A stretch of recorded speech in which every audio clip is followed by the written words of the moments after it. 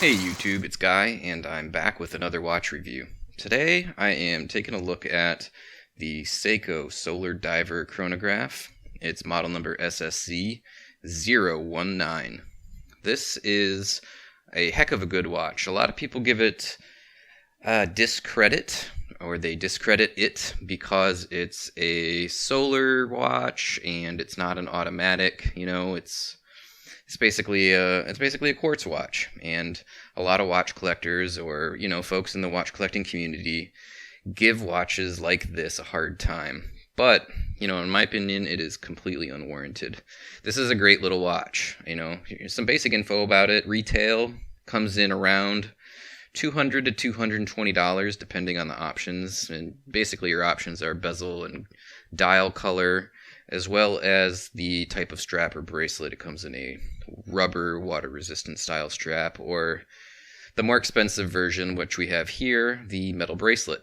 I prefer getting my watches on metal bracelets if that's an option, because oftentimes I'm going to change it out no matter what it is, and I feel like with the metal bracelet, I don't know, you're just getting maybe a little of extra value if you decide to resell it, or if you ever decide you want to wear it on that bracelet, but not all the time you have that available to you. Different straps, be it straps, leather straps, rubber straps, typically are cheaper than an aftermarket metal bracelet. So for me, I just go ahead and get the metal bracelets on most of my watches. The other models, like I had mentioned, come in different bezel colors, and there's several, but the other standouts are the SSC015. That is the solid black, so we got a black bezel, black dial. And then there's the SSC017, which is black with a light blue highlight. Sometimes it's referred to the Batman, because it is like this one, except where this one has red, a little highlight on the bezel. The 017 will have a blue, and the rest of the dial and bezel is black. This one, of course, is referred to as the Pepsi, similar to the other very popular diver watch in the Seiko line, the SKX009. If you're familiar with that 009, the coloration on this and that are pretty different, even though they're blue and red. In particular, the shades of blue, they differ drastically. This one is a much brighter blue. In my opinion, a more attractive blue. The blue on the SKX it's a dark blue, a navy blue. The dial almost has a grayish tinge to it. I have both watches, by the way, and I love them both. But I think that the coloring, in particular the shade of blue that they chose for this one, is a little more attractive. But, it's different strokes for different folks. I like the coloration on this one a little better. This particular watch uses a solar quartz movement, like I had mentioned. It's called the V175. I can't tell you a whole lot about that movement. I don't know a whole lot about it myself.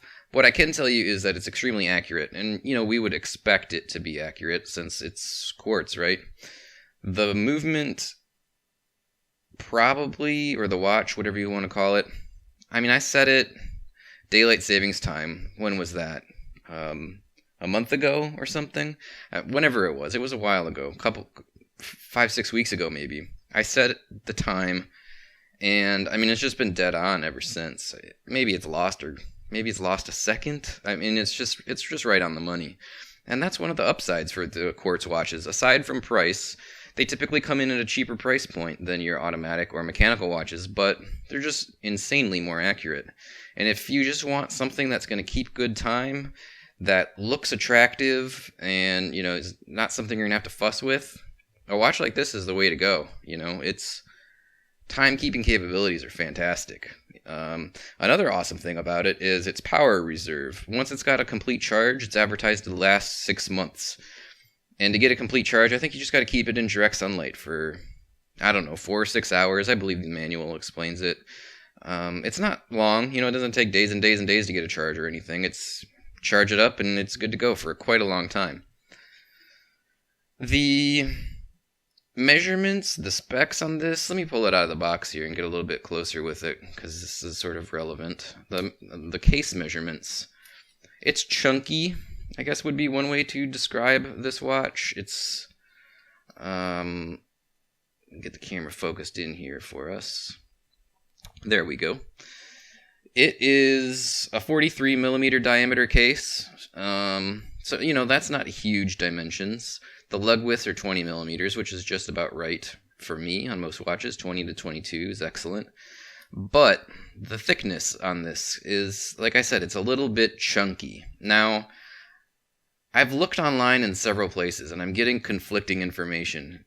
Some places listed as 12 millimeters thick, and some places listed as 14 millimeters thick. By comparison, I'm not sure which is accurate, but by comparison, the SKX that is so popular is advertised at 13 millimeters thick, and this feels thicker. So I'm guessing this is more like 14 millimeters. Let me get a little wipe here, because I got all kinds of fingerprints on it. These polished cases are fingerprint magnets, aren't they? So yeah, I feel like it's a little bit thicker, a little chunkier than the SKX, if you're familiar with that watch, which so many people are. So I'm guessing it's probably closer to 14 millimeters thick. That said, it's not like it's too big. I like the way it wears. I have a 7-inch wrist, so not real big, kind of an average size, medium, if you will. And I think it wears great on my wrist. I like the size of it. It is a little heavy, and I'm like kind of bouncing it in my hand like you're somehow going to get a feel for it. Of course not, but it's a heavier watch. It is heavier than the SKX in my opinion. I haven't thrown them both on scales, and usually I wear the SKX on a NATO strap when I'm wearing that watch, so that might be the reason why it feels so much heavier to me, because I always keep this one on the metal bracelet. But that is what it is. It does feel a little bit heavier and chunkier to me, whether or not it's real or just perceived. But, that's one takeaway that I have for it. That said, I don't think it's too heavy. I don't feel like it's, again, a problem at all. I think it's probably just right where it should be. Otherwise, that's more or less the basic specs. It does have a elapsed time bezel. It's 120 click bezel. It's not super snug. It moves easily, but it's not like you're going to accidentally bump it, like, kind of tapping it there and it doesn't move. One downside to this particular one, and I'll zoom in closer. So here, it's like you would think, okay, one more click and it's going to line up perfectly at the 12 o'clock position, right? But one more click and it goes just past it. It's one click off either left or right of the 12 o'clock position. It's, I guess, real common with Seiko watches and their quality control. It's not hugely noticeable in person. I mean, when I'm zoomed way in on the camera here, you can see it, but it's not ridiculously out of whack. But, that's one thing you got to watch for when you're buying any, lower end watch, be it a Seiko or whoever, is certain things are not necessarily always going to line up perfect. So I've seen people post pictures of the chapter rings being out of alignment, with the bezels. Their date windows or day windows, if it's a date, they don't line up straight. So there's lots of little things to keep an eye out for. The reason I kept it instead of sending it back is because I ordered it from Creation Watches through their eBay, not their website, but I think that's irrelevant. But they're out of Singapore, and I had no problems with them. They were, buying from them was great. But I didn't want to have to go through the hassle of sending this watch back to Singapore over one teeny tiny one-click misalignment on the bezel. It didn't bother me enough. If I would have bought it from like Amazon or somewhere where returns are just hassle-free, I might have. But I didn't want to go through sending it all the way back to Singapore, so I skipped out on that. So yeah, the elapsed time bezel, though, it's nice. It's unidirectional. And a lot of people I see, they ask online, why is it unidirectional? What if I would just want to, turn it clockwise real quick to go to the 5 or the 10-minute position? Well, the reason it's unidirectional, and I'll illustrate that, and this is how almost all diver watches are, if they're good diver watches. So we bring it around to where our minute hand is, right?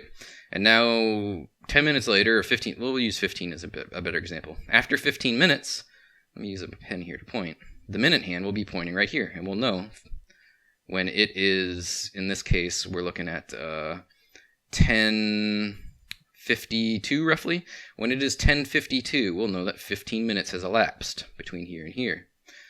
The reason why it's important that you can't turn it clockwise, right, going around clockwise, is because if we accidentally bumped it while we were scuba diving, in particular, while we were underwater, we might think we were underwater for less time than we actually were. So, for example, let's say I bumped it like this. And in reality, only 30 seconds has passed since I set it. But we look at it and we go, oh, 7 minutes or 8 minutes has already passed. Well, it's better to think too much time has passed than too little time when you're underwater, because you'd run out of air, right? If we thought, if we could bump it the other way, and we were like, oh, only 2 minutes has passed when we look down at the watch, when in fact 10 minutes has passed, we might be getting close to being out of air. So anyway, the moral of the story is it's unidirectional, and it should be as a safety precaution, so we don't accidentally spend more time underwater than is safe. It's a good feature to have, and I see people have, online and on forums complain about how their watch is unidirectional. Trust me, it's a good thing. You want it to be unidirectional. So don't complain. Be happy that that feature exists, in my opinion. If you're not a scuba diver, so what? I'm not a race car driver, but I like fast cars, right? So, just because you're not a professional doesn't mean that you can't appreciate the features that professional, semi-professional, in this case maybe, tools offer. My opinion. Your mileage may vary. The watch, this particular one, comes on a metal bracelet, and I'm very happy with this bracelet. The bracelet has your standard push-button clasp, so you got little side pushers, and then a fold-over. And it's very secure. It fits perfectly. Doesn't come loose. It's also got, as you can see there on the side, 4 micro adjustment holes. So once you get it sized up, if you have a pusher, for example, a tool like this is for watch bands. It's got a pusher on one side and a fork on the other. So if you got a pusher or a needle or a safety pin or whatever, something that'll fit in there, you can push that out and you can move your micro adjustments to make it a little bit snugger or a little bit tighter. I will say that removing the links on this bracelet is a gigantic pain in the balls if you've never done it before. Now you can see there's holes here, right? So a pusher like this is not going to cut it. What you need, I prefer, it's like a tool set that is a little hammer and punches. Let me go ahead and show that to you real quick, because I'll put a link to where you can get this tool set. So I'm going to set that down for a second. The tool set that I like for changing the links on the bracelet is, well, if I could get it out of my way here. It comes in a box like this, and that's not it. That's just a knife. It comes with a little hammer that's got a metal side and a nylon side. Okay. It also comes with punches. In the bag, you can see I have 4 punches. It comes with 3. I bought 2 of these tool sets because they are very inexpensive, and because they're very inexpensive, half of the punches in each of the tool sets were terrible. The punch part fell out of the handle part, and so anyway, I bought 2 sets to get 3 working punches, and actually there was a 4th, a duplicate, that also works. Anyway, it's a $6 set of tools, so if you have to buy it twice, that's fine. And then it comes with this little block, or vise, or whatever you want to call it. So what you do when you want to work on this is you slide your bracelet in there, right? And then you take one of the punches and you hammer out the pin that is in the bracelet. So let me zoom in here. Focus. Doesn't know I want to play with us here. My camera is disgruntled. I think I got too much stuff in the background. It's just fighting focus. Let's move some stuff out of the way here.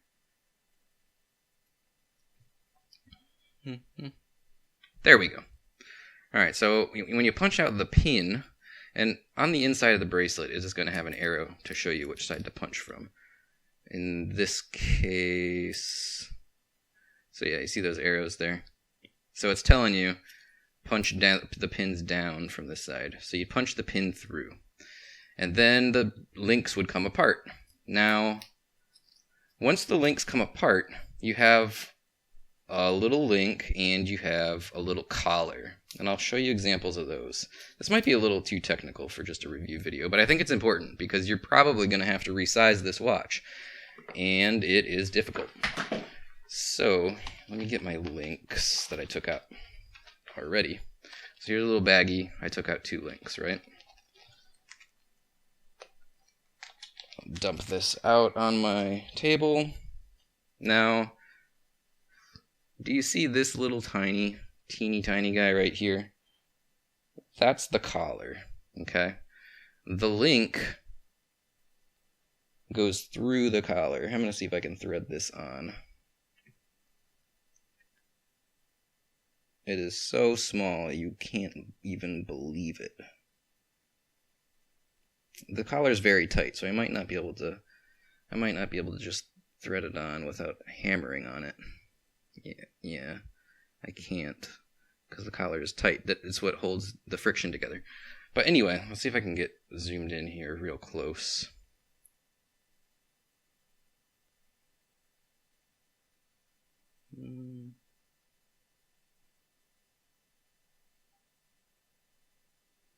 God, that's annoying with the focus fighting for what's in the background. I'm sorry, guys. Usually my camera is not this disgruntled.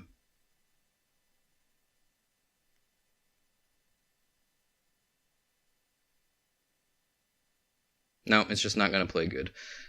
So you're not going to be able to see this too well. But you got this little teeny tiny collar, and the pin needs to go through that, and it goes through it on the hole on the inside of the link. So on the inside of the link,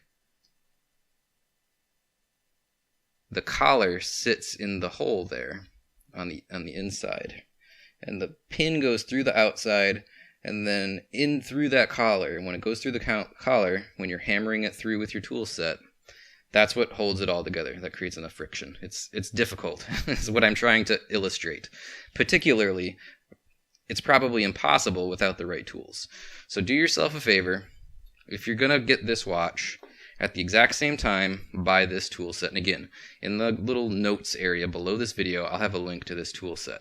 It comes with 3 punches, it comes with this little block, and it comes with this little hammer. I don't think you could do it without it. I mean, some sort of like makeshift system with a paperclip and like a little tiny, I don't know, some sort of hammering device. You know, I don't know how you would do it. It would be impossible. But, you know, I did want to illustrate that if you buy this watch or any of the other pin and collar watches from Seiko, you really need to get that tool set. If you, because the bracelets never fit out of the box, right? You almost always have to remove a link or add, or more. In my case, I had to remove 2 links, and I have a 7-inch wrist. So anyway, other than that, what did I waste? Like 5 minutes there trying to explain how much of a pain it is to resize this bracelet. Again, when you don't know how to do it. Now that I know how to do it, I could do it in a minute. But when you don't know how to do it, it's difficult. Other than that, though, this bracelet it's great. I think it's very attractive. The center of the links is kind of polished, and the outside sections of the links are kind of brushed. The clasp, it's great. Everything about it, I love it. The end links are not solid, I don't believe. You can see the end links there, but I don't care about that. A lot of people make a big deal out of solid end links. They don't feel rickety. They don't squeak or anything. You know, it's fine. I don't need solid end links if the end links work. It's not an issue for me. So yeah, overall, other than the difficulty of resizing that bracelet, thumbs up there. So, other info about this watch. The crystal is Seiko's typical Hardlex crystal. If you've watched any of my other videos, in particular the Seiko SSC019 video, you know a little bit about Hardlex crystals already. It's a proprietary thing. It's supposed to be more scratch resistant than standard mineral crystal. You know, it is what it is. I have no problems with any of Seiko's crystals. You know, on my wrist right now, I have a SARB033. Again, this is a sapphire crystal on this watch, and I can't really tell a difference. I mean, looking through that watch, it's a little more pleasant to look through a sapphire. It's almost like it enhances the look, but as far as like durability and scratch resistance, these Hardlex crystals seem just fine to me. The markers and the hands are Lumibrite painted, so they glow in the dark. The Lumibrite is so-so. It's very, very bright when it's charged up. It runs out of charge way too fast, in my opinion. The watch is a 200 meter water resistant, quote unquote diver watch. I mean, it says diver 200 meter on it. I don't know if it's gone through the ISO specifications to truly be considered a diver watch. I assume it must because it says diver on it, and if that's the case, it's, you can look up the diver watch ISO specifications. It's pretty robust. It's a very good way to test and make sure that your watch works underwater. So, that is what it is. I don't get my watches wet. So I can't really say like, yeah, it works, 200 meters, no problem. I don't go 2 meters underwater, let alone 200 meters. So, I'll take their word for it. It's water resistant, supposedly. Oh, sorry, I bumped in the camera there. As far as the dial configuration, which we have not touched on yet, you have 3 sub-dials, and I'm going to go ahead and unscrew. Actually, let me talk about that first. The crown and the pushers, which operate your chronograph, are screw down, so that's nice. So I'm going to unscrew the crown, and what I'm going to do is I'm going to move the hands out of the way so we can see all the sub-dials better. So we have on the left a sub-dial for seconds, right? So in this case now it's 11:05 and 15 seconds, 16 seconds, so on and so forth. That's what the left sub-dial is for. The right sub-dial at 3 o'clock is your 24-hour sub-dial or military time. So, we can tell it's 1100 hours by looking at that sub-dial. The bottom sub-dial keeps track of the minutes when your chronograph is running, and we're going to talk about the chronograph here in a second. Other than that, you also have a date window in between the 4 and 5 o'clock position. You see it's on the 9th right now. That date window is probably the only real flaw about this watch, other than the craziness of resizing the bracelet. It is very deeply recessed into the watch, so it casts a shadow. It doesn't stand out. It's hard to see. You hardly notice it's there. When you're looking for it, it's hard to see it. So, date window was kind of a miss, but otherwise, everything else about the dial configuration is just fine.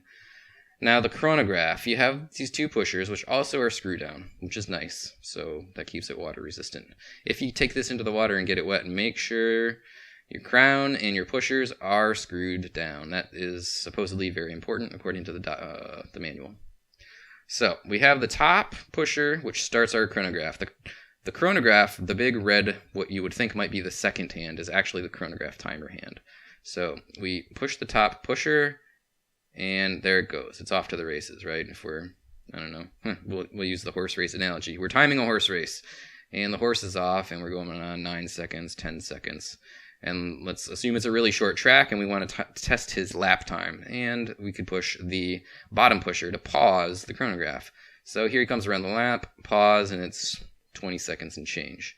And if we were, keeping notes or whatever, we could go and write that down in our notebook. And when we're ready to start the chronograph back up, we push this bottom pause button again. And the chronograph is going to go right to where it's in the count, right? So now another 20 seconds is about to pass, and there goes the horse, boom, and he runs through the lap again, and we could, go ahead and write down the time again, and unpause it, and it just snaps to where it belongs. Now, as it rounds the 60-second mark, we're going to see that bottom dial tick over to the first minute counter. Ready? So, 2, 1 second, and you can see maybe, if I'm zoomed in tight enough, it just ticked over. Now, my reading vision is really bad, so without magnification, I almost can't even read that bottom dial. It's tight. But if you got good vision, you'll be able to see it just fine. When we're done with the chronograph, we push the stop button, the same as the start button.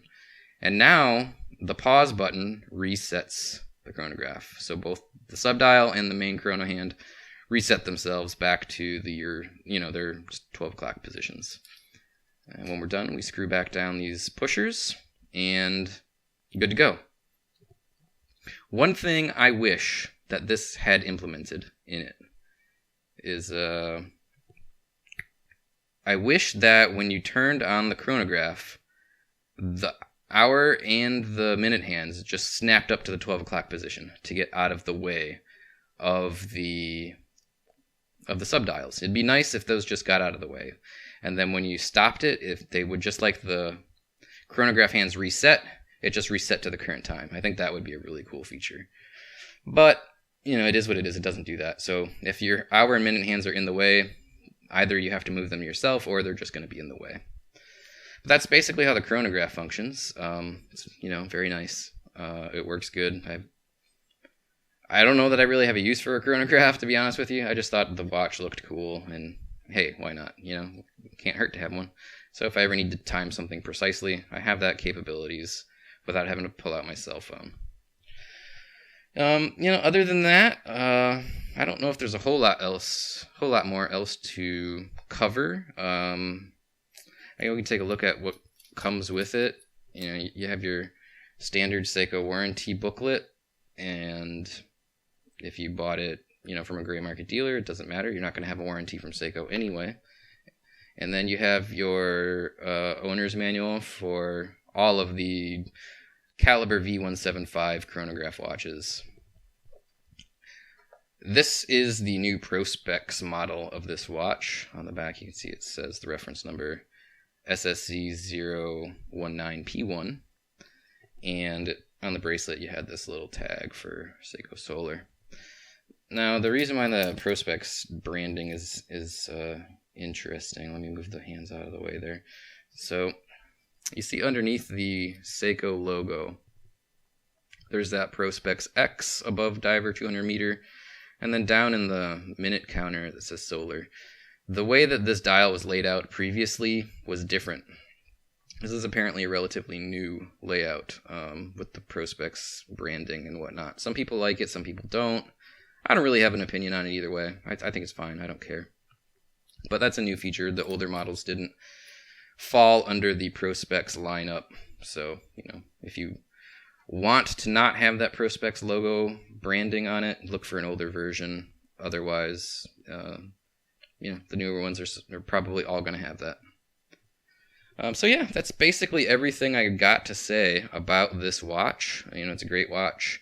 I kind of wish I got it in the black, or maybe the black and blue instead of the red and blue, since I also have the SKX. Actually, you know, because I like the coloration of this one a little better than the SKX, maybe I wish I got the SKX007, which is the black version of that watch. But, you know, regardless, Pepsi watches are cool, and that's why I bought two of them, even though they're very similar but slightly different models. So yeah, that's everything I want to talk about for this Seiko SSC019 Solar Diver Chronograph. I appreciate you guys tuning in. Leave any questions or comments below. If you would, like and share this video, and always subscribe to my channel if you're not already subscribed for more watch reviews and, you know, some other cool stuff down the road. Thanks a lot. We'll talk to you later. Bye now.